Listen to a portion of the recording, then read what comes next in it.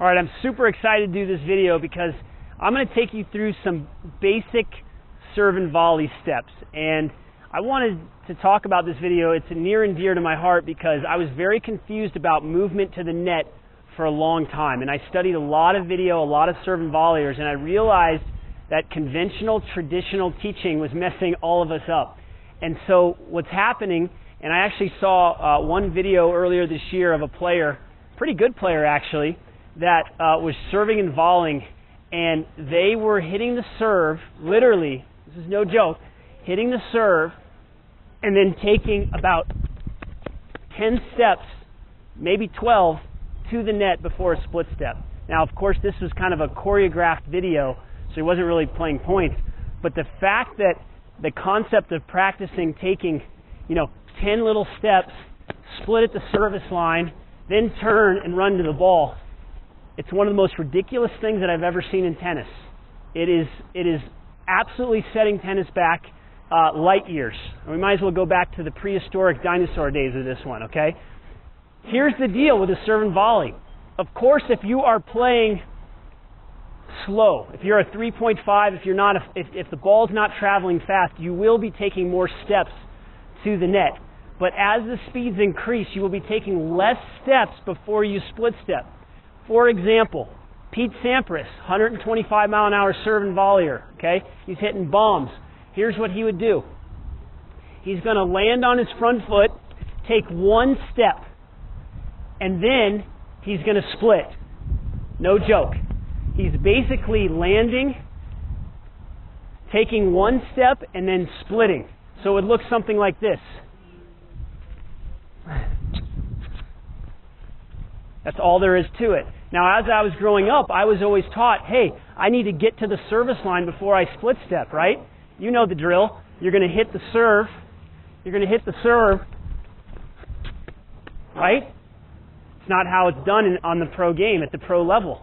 Now, if you have a pinpoint serve, or if the guy's standing way back, maybe there's an extra step.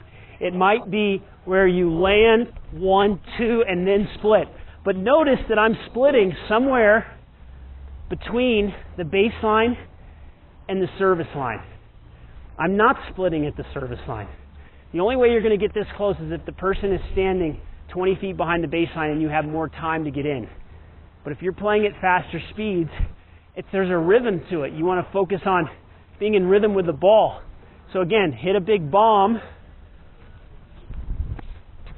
and that's what it looks like. Now, let's say I'm only splitting here. The key is when I split, do I explode to the ball? So if someone floats the return back and I split in here, I should be able to explode and still hit the volley well inside the service line. This is the part that's not being taught, that you can actually volley from here on your first volley if you actually split back in no man's land and then accelerate to the ball. Okay, so you come out of the serve, accelerate to the ball. And that's how the serve and volley works. One other tip that I want to give you. When you come out of the serve and you take that first step, so you land, it's not a little bitty step. It's not little bitty steps. Those days are over unless you want to continue to stay at your level. It's a big, giant step. It's like this.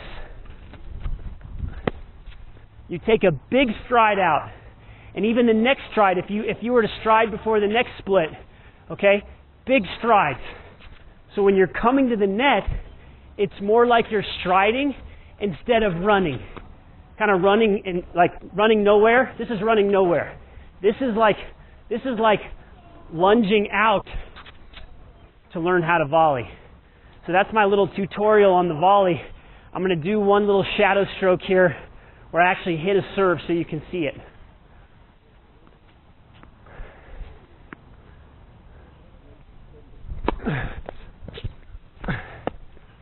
And that's how it's done.